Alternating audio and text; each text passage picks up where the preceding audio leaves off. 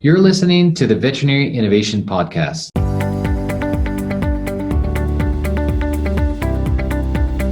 You're listening to the Veterinary Innovation Podcast. My name is Shawn Wilkie, and along with my awesome co-host, we interview the innovators in the space every week.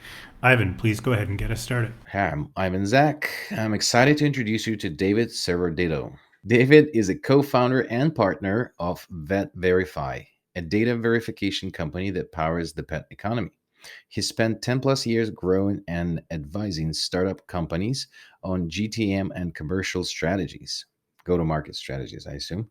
Most recently, serving as a VP of Marketing and Strategy Provider Trust, a high-growth healthcare data company that keeps patients safe. He lives in Nashville with his family and German Shepherd Bruce. Well, that's a cool name for German Shepherd, named after Springsteen. That's awesome. Welcome to the show, David. Thank you for finding the time. Yeah, thanks for having us. Excited to be here. You love the music as based on your background. I see the guitar. I see the some art related to music.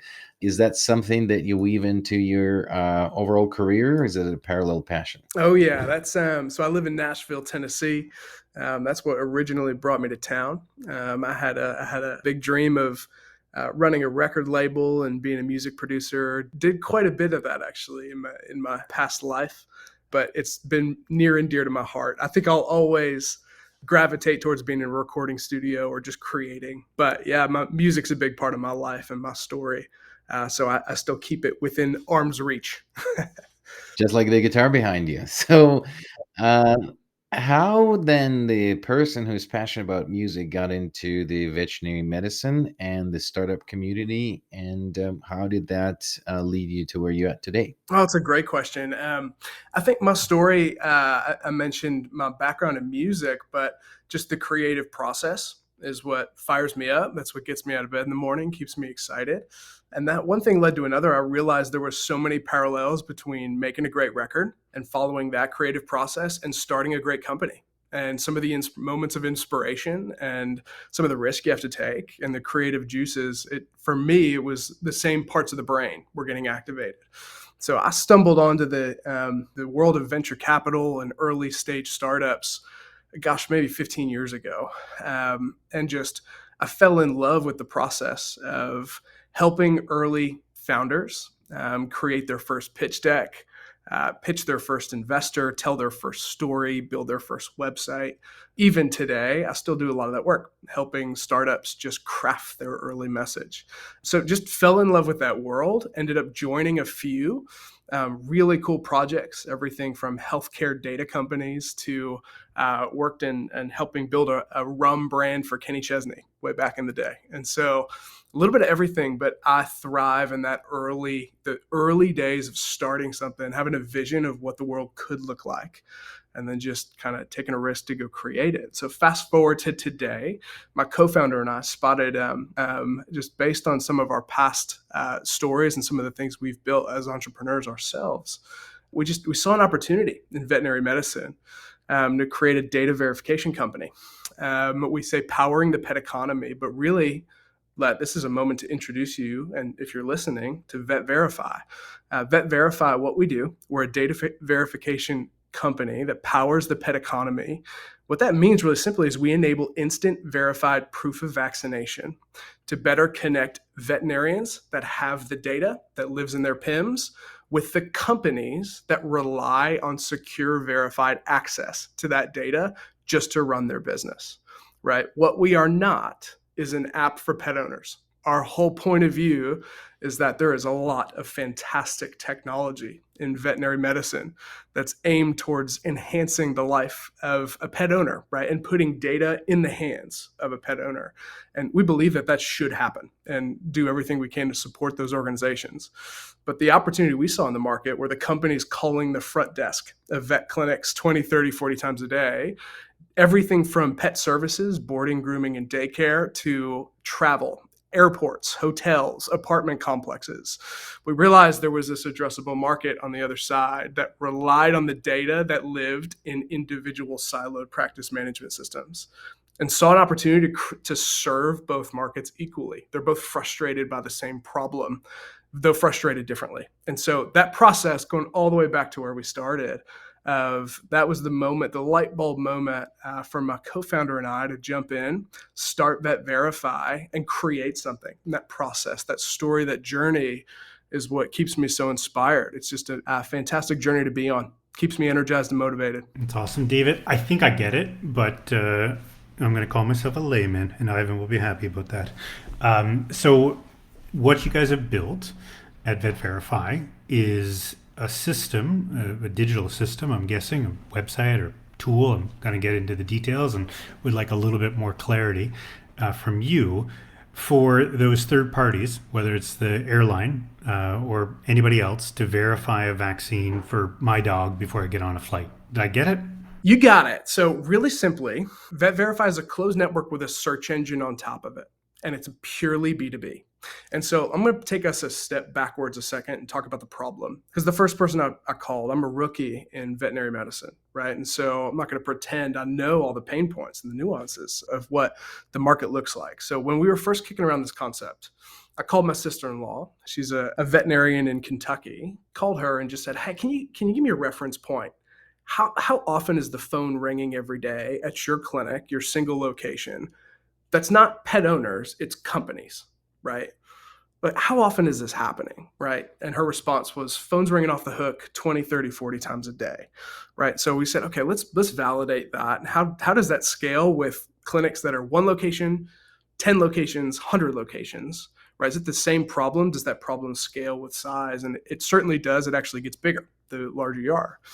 And on the other side, we went to boarders and groomers and hotels and airlines and said, how big of a problem is this? How often are you picking up the phone and calling a clinic to get proof of vaccination?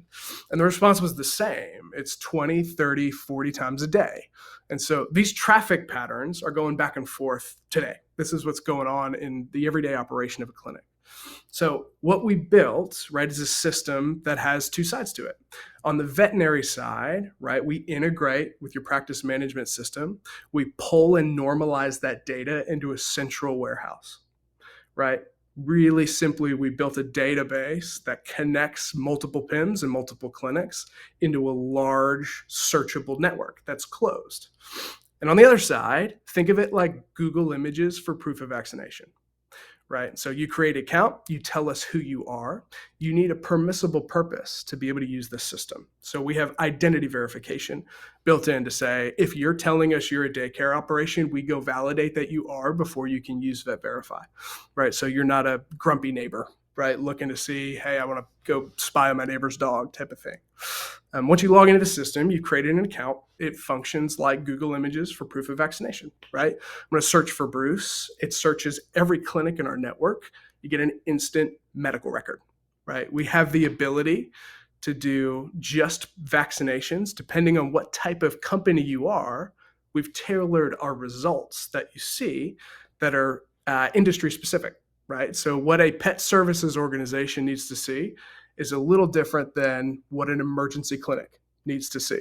An emergency clinic needs to log in and see a full medical record so they can make an emergency decision instantly, right? They need to know what's the medical record in real time to be able to appropriately resolve a situation. Pet services or a daycare just needs to check a box, right? And say, I need to make sure to assure compliance, right? I need to make sure that shots are up to date, right, for these pets that are checking in today, for schedule integrity, for revenue protection, right, making sure I'm compliant with what I've actually told our customers. And so there's two sides to it. On the veterinary side, it's purely pulling in data from your practice management system, updates every day. So if you have a new visit, those new records pull into the system. And on the other side, Google Images for proof of vaccination, right? You log in, you create a secure account, we validate who you are. You have access to our records of medical data, right, that they can pull and then operationalize whatever workflow is dependent on that data. If you're an emergency clinic, if you're a clinic down the street, if you're pet services, if you're an airline, right? And we've had interest from really all of the above, right? Of understanding, gosh, I need real-time access to medical records because my business workflows rely on that data, but I'm not a veterinary clinic, right? And so how do we better create a rail that connects the clinics that have that data to the companies that have built an ecosystem and an enterprise relying on that data, but don't have access to it. Does that make sense? Yeah, I get it. How do you get people in? Because, if you're an airline and there's 15,000 dogs traveling a month, it's great for the clinics that say here, or the pet owner that says, hey, my clinic has digital records, but I'm sure that's like a very small percentage right now. So how do you get the economies of scale or the buy-in to have people on the system? Fantastic question. It's really the name of our game, right? Is VetVerifi is successful when we think of our business in micro networks. And so when micro networks get enrolled, a geographic community or business community, right?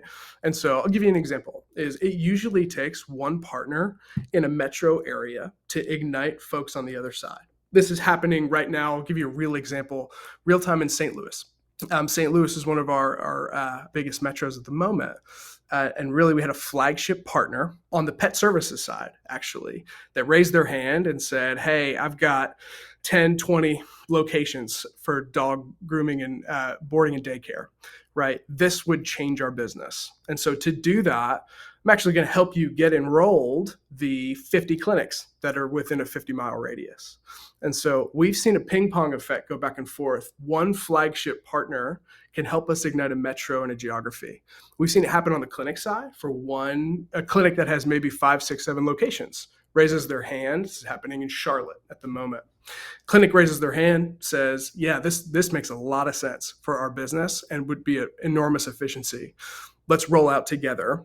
And all of a sudden, those networks start to build. Really simply, the operation behind it and our ask of the vet med community, what's been really effective is once you integrate, right? We integrate with your practice management system, takes about 10 minutes to connect, and it pulls data in on a nightly basis, right? It's when we're refreshing our database. Once that happens, right? 10 minutes on the clinic side. And the best part, here's the best part on the clinic side, it doesn't cost anything. We don't charge VetMed for this at all.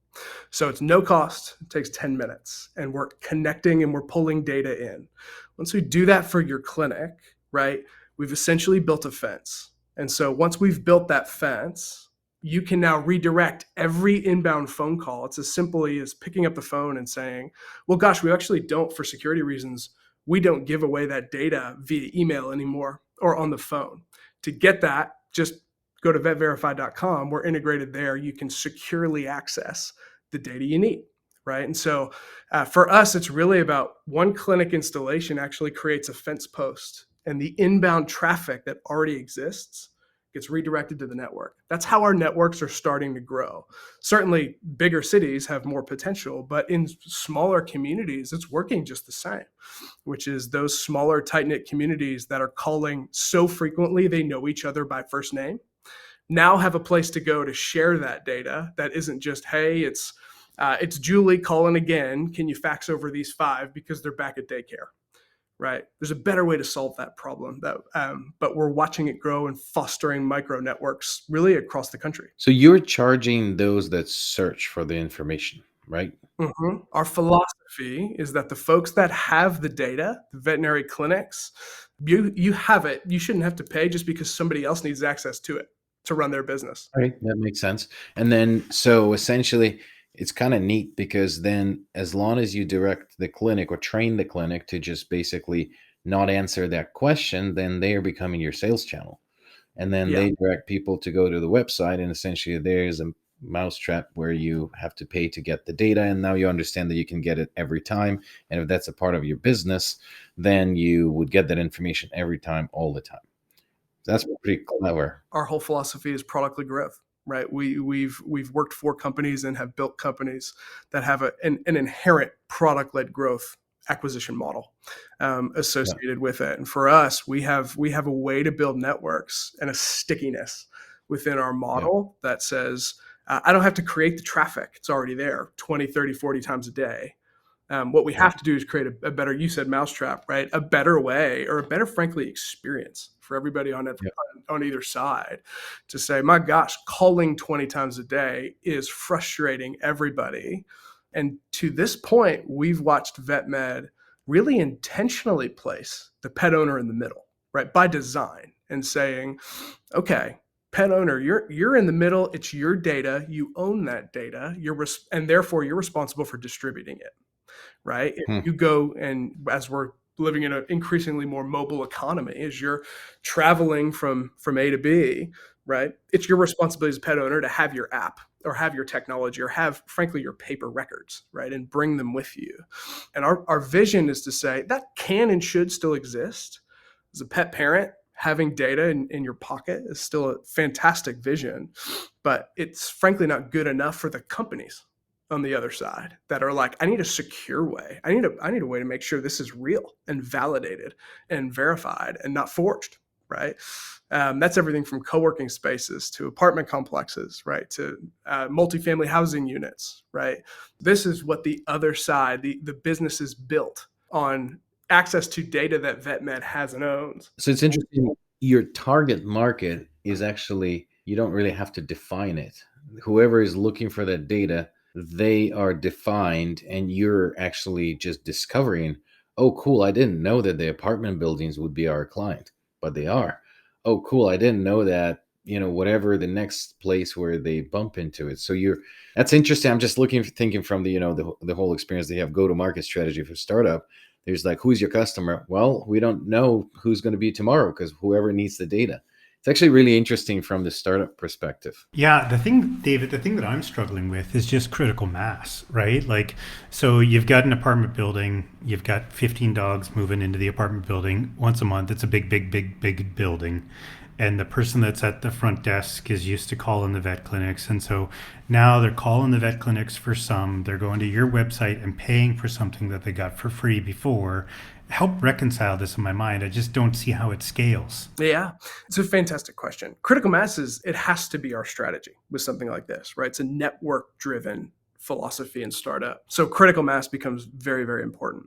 For us, we're looking, when I say flagship partners, I gave a really clear example of somebody on the pet services side with a couple of locations that can help start in a city. But for us, what can help generate critical mass really quickly is working with folks that have the ability to influence the market at scale. Just for the sake of the fact that this is a podcast and many of those conversations are happening, I won't get into specifics, but who can actually give us access to 100,000 pets all at once across the country, because they're all generating the same problem as they move about the economy. And so the way we think about it is, imagine one pet in the center of a circle. That pet, as the pet economy is growing, right now generates what we believe is 8 to 10 companies that require access to that data at some point on an annual year, right? And so that's everything from emergency veterinary to daycare, to grooming and boarding, to a hotel, to an Airbnb, to an apartment complex or a co-working space. My gosh, I just was right before I jumped on this podcast, I was actually reviewing for a friend of mine. I was taking a look at an employee handbook that somebody had to sign on an annual basis just to go to an office, right, for a normal 9-to-5 job. And it says in there, if we're a dog-friendly office, but to bring your dog to the office, they must be up to date on vaccinations. Everybody's saying it, no one has any way to prove it, right? And so we're betting pretty big that if we can generate friction in the market, that all of the folks claiming they require this at some point will need to be able to prove that, in fact, they've documented that they've checked it. So critical mass is the name of the game for us. And the way we're thinking about and approaching the market is who can help us move the market at scale. This is a really efficient thing for a single clinic. It makes 20, 30, 40 phone calls go away almost overnight, right? For no cost. And so a single clinics love it because they're like, this makes sense for me on a very local level. As we think about our business and scaling though, how do we drive really rapid scale and adoption quickly? We're looking for folks to partner with that can help us move it in big ways. And so we have a few of those teed up, frankly, but I'd just say if you're listening to this, depending on when you're listening to this, I'd just stay tuned. More big stuff to come. How did those 20 or 30 phone calls go away right away? Because all of those different people that need that information, they're not going to all be in the network at the same time. So get a phone call. Oh, actually, we don't do that anymore. Check this website. It's there. You have to pay for it now, by the way. You probably love me. So what's wild about this? On either side, we're in the middle of really two markets, right? Folks that have the data, folks that need access to it. Either side kind of looks across the bridge at the other and says, this sounds great, but will the other side move? They're both looking at it the same way. And what's been really interesting is to live in the middle of those two realities. And so veterinary clinics are saying, hey, this sounds great for me, but will the other side enroll and pay, right? Will they be okay with this if I redirect to VetVerifi?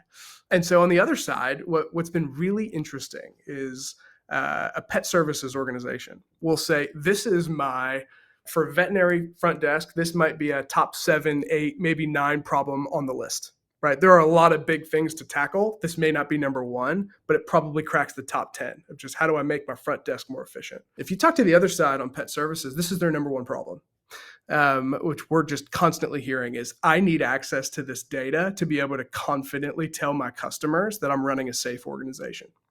And I can't get it reliably and efficiently. And so to pay a small subscription, our frontline pricing on our website is $50 a month for unlimited verifications nationwide, as many as you want across any clinic.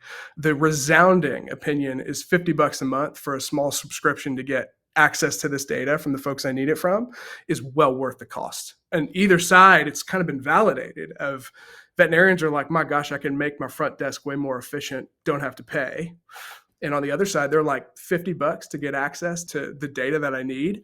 Fantastic. Where do I sign up? Right. We actually had somebody in Florida who's runs a very small pet sitting company. So fired up about it. We ran into her at VMX.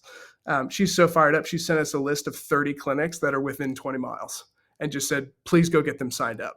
Right? Because this would change my life. It's not even about price. It's just, this makes me so much more compliant, safe, efficient as a business. And so what's been interesting is we had this hypothesis early to say, we're going to generate friction in the market. Will the folks that we're betting on from a revenue standpoint adopt? What's been fantastic for us is to realize that the folks that we're betting on from a revenue standpoint, not only are adopting, but willing to actually push on the other side to say, I need this. So help me get these folks enrolled because this is well worth the cost. It's interesting though, to live in the middle of those two worlds. Yeah, no, that's certainly a very, very niche product, but very, very cleverly designed around the market penetration and go-to-market strategy. So, but unfortunately, we ran out of time. We always do. So, and this is super interesting. I'm actually gonna, now that interests me to call one of our clinics and or a couple and say how often. Like I actually want to call now and ask them how often do they get that, and maybe we'll get our clinics signed up for VetVerifi. David, it was a pleasure. Thank you for sharing the story and the product and what it does. We always ask 2 questions at the end. One of them is their book, video, YouTube, TED Talk recommendation that you have to share with the listeners. Yeah, first of all, thanks for having me. Love these types of conversations. It's just fantastic. So it's been awesome. Thank you. And thanks for listening, for those that are. The interview I recommended, I shared a link to a YouTube video. A good friend of mine, Chris Redditch, is somebody who I've worked with and for over the course of my career. He started a couple of health tech companies on the human side of healthcare. And he's a minority owner of Nashville SC, the MLS soccer team based in Nashville. And it's an interview with him of just his vision for building soccer fields all over Nashville. Vision to build 15 to 20 all over the city to make the sport more accessible and what that can do to a local economy in a local city. It's a fascinating viewpoint to say, how do you use sport to actually transform people's lives in a really organic way, not just being a fan of a team, but to actually just make it more accessible, the world's greatest game. So I shared that. He's a good friend. Chris, if you're listening, hats off to you, brother. Awesome, David. And last question. And last comment is first episode where I really had to think in quite a while. Just the business model so unique, the problem so unique, and it's a really innovative idea. So congrats on what you guys have been up to so far. Last question, a guest recommendation, somebody else inside the vet industry, another innovator that you think we should have on the show. Yeah, absolutely. And appreciate you saying that. I wrote down a friend of mine. I met her first at New York Vet last in November, and then I saw her again at VMX. Colleen Wilson is the founder and CEO of a company called Pets on Q. They are really a major player in animal talent and matching animal like influencers with brands on how to do this really well and really smartly. What makes them really unique, I think, in the veterinary innovation world is they've built a proprietary technology platform that really helps folks get connected within the veterinary ecosystem. It's just a fascinating product. I worked with their team on helping some of their brand repositioning and messaging as well. But she's a fantastic founder, asset in the veterinary community, and a really cool product that she and team have built. Thank you so much for listening to the Veterinary Innovation Podcast. If you want to hear about our new episodes, please follow us on any social media channel. Also, you can check out our website at veterinaryinnovationpodcast.com. See you next week.